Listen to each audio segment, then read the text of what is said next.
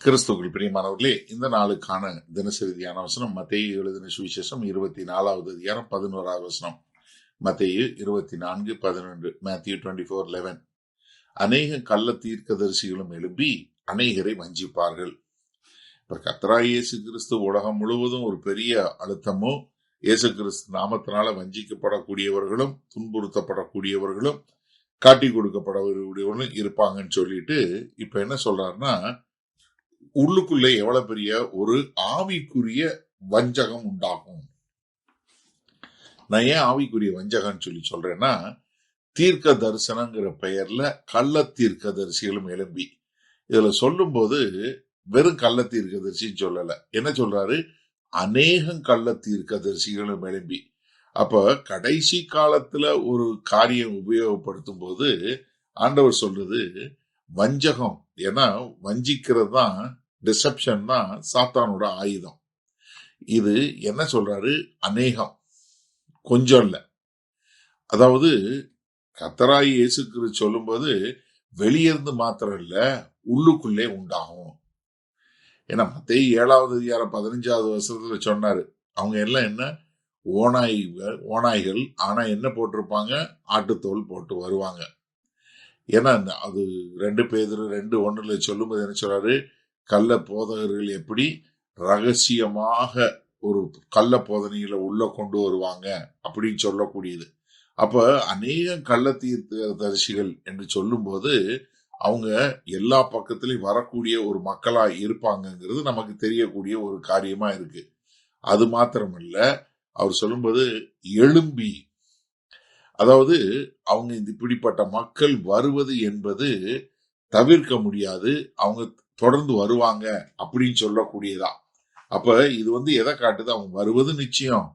அவங்க நிச்சயமா வருவது மாத்திரம் இல்ல, அவங்க ஒரு ஒரு பொய்யான ஒரு அதிகாரத்தோடு வருவாங்க அப்படிங்கிறத காண முடிகிறது. ஏன்னா நீங்க இங்க பார்க்கும்போது கள்ள தீர்க்கதரிசிகள் எழும்பி வருவார்கள். அவங்களுக்கு என்ன ஒரு ஒரு ஒரு ஒரு வாய்ஸ் இருக்கு, அவங்களுக்குள்ள ஒரு சத்தம் இருக்கு, அவங்க சொல்றதை கேட்கணுங்கிற மாதிரி. அப்ப அவங்க என்ன பண்ணுவாங்க? அநேகரை வஞ்சிப்பார்கள். அப்போ வஞ்சிக்கப்படுற மக்கள் எப்படி இருப்பாங்க? அநேகர். நீங்க பாருங்க, இது தவறு மாத்திரம் இல்ல, இது வஞ்சனை. அதாவது மக்களை சத்தியத்தை விட்டு புறம் போக வைக்கக்கூடியது. அவங்க என்ன பண்ணுவாங்க? அதாவது நம்ம இந்த வசனத்தை பார்க்கும்போது நமக்கு என்ன தெரியுது? இந்த கள்ள தீர்க்கதரிசிகள் அவங்க சக்சஸ்ஃபுல்லா இருப்பாங்கன்னு தெரியுதா? ஆமா, அநேகரை வஞ்சிப்பார்கள் என்ன அர்த்தம்? அவங்களால முடியும். அவங்க சில காரியங்களை கூட்டி கொடுத்து 2 தீமோத்தேயுல அழகா அவர் 2 தீமோத்தேயு 4வது அதிகாரம் 3:4 சொல்லும்போது என்ன, அவர் பொய்யான கதைகளை சொல்லி காரியங்களை சொல்லி அவர்கள் என்ன பண்ணுவாங்க? சத்தியத்தை விட்டு கட்டுக்கதைகளுக்கு விலகி போகக்கூடிய ஒரு காலம் என்று சொல்லக்கூடியதா. எரேமியா 6வது அதிகாரம் 14வது வசனத்துல பார்க்கிறோம், கள்ள தீர்க்கதரிசி சமாதானம் இல்லாத போது அவங்க என்ன சொல்லுவாங்க? சமாதானம் சமாதானம் என்று சொல்லக்கூடிய ஒரு காரியத்தை நம்ம பார்க்கிறோம். அப்ப என்னன்னா, இந்த மாதிரி ஒரு பொய்யான கள்ள தீர்க்கதரிசனம் சொல்லக்கூடிய மக்கள் அவர்களை வஞ்சிக்கக்கூடிய ஒரு காரியத்தை செய்வார்கள். கர்த்தர் சொன்னது நடந்துச்சா? நடந்துச்சு. சரி, இந்த நாள்ல இந்த வசனத்தை நம்ம எப்படி எடுத்துக்கொள்வது? அதாவது 70வது வருஷத்துக்கு முன்னாடி ஜோசிபஸ் தன்னுடைய இதுல எழுதும்போது என்ன சொல்றாரு? அநேக கள்ள தீர்க்கதரிசிகள் ஒரு 1000க்கு மேற்பட்ட மக்களை வழி விலக போச்சுட்டாருன்னு அவர் எழுதுறார். அதற்கு பின்பாக அப்போஸ்தலருடைய இதுல பார்க்கும்போது ஹைமனஸ், பெலட்டஸ், ஜூடைசஸ், நாஸ்டிக்ஸ் என்று சொல்லக்கூடியவங்க வந்ததை நம்ம பைபிள்லயே நம்ம பார்க்கிறோம். சர்ச் ஹிஸ்டரியில இருந்து பார்க்கும்போது நீசியா காலத்திலிருந்து இப்ப வரைக்கும் நிறைய இப்படிப்பட்ட மக்கள் வரக்கூடிய ஒரு காரியத்தை நம்ம பார்க்கிறோம். அப்ப ஆரம்பத்துல இருந்து இன்னைக்கு வரைக்கும் நம்ம பார்க்கக்கூடிய ஒரே ஒரு காரியம் என்ன? கடைசி நாட்கள்ல என்ன? வஞ்சகம் குறையும், வஞ்சகம் கூடிக்கிட்டே போகும். சாத்தானுடைய ஆயுதமாக வஞ்சகம் இருக்கதான் செய்யும். அப்போ இந்த வஞ்சகத்தை நம்ம பார்க்கணும்னா என்ன? வஞ்சகத்தை எப்படி கண்டுபிடிக்க முடியும்?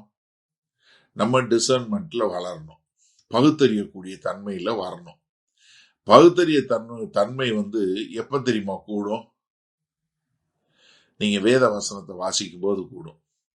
ஆனா வேத வசனத்தை நீங்க ஒதுக்கும் போது வஞ்சகம் கூடிக்கிட்டே போகும். இதுதான் ரொம்ப சிம்பிள், வேற ஒண்ணுமே கிடையாது. நீங்க எந்த அளவுக்கு வேத வசனத்துல போறீங்களோ அந்த அளவுக்கு நீங்க வஞ்சகத்தை புரிஞ்சு கொள்ள முடியும். நீங்க வேதத்தை புறக்கணிச்சீங்கன்னா வஞ்சகம் கூடிக்கிட்டே போகும். இந்த நம்ம வாழுகிற 2026 இன்னைக்கு அநேகர் எழும்பி இருக்கிறாங்கன்னு நமக்கு தெரியும். உங்கள எத்தனை பேருக்கு தெரியும் தெரியாது. அப்ப நம்ம இந்த பகுத்தறிவை கற்றுக்கொள்வோமா? வல்ல பிதாவே, இதோ எங்கெல்லாம் வேத வசனம் புறக்கணிக்கப்படுகிறதோ அங்கெல்லாம் வஞ்சகம் கூடிக்கொண்டே போகிறது. இதை நாங்கள் கண்ணார பார்க்கிறோம். அதனால இந்த செய்தியை கேட்கிற எனக்கு அருமையான சகோதர சகோதரி ஒவ்வொருவரும் உம்முடைய வார்த்தையில் தேறினவர்களாய் எதையும் பகுத்தறியக்கூடிய மக்களாய் வாழ எங்கள் தேவன் கிருபை பாராட்ட வேண்டுமாய் இயேசு கிறிஸ்துவின் மூலம் ஜெபிக்கிறோம் வல்ல பிதாவே, ஆமேன். கர்த்தர் உங்களை ஆசீர்வதிப்பாராக. இன்று மாலை மணல சந்திப்போம்.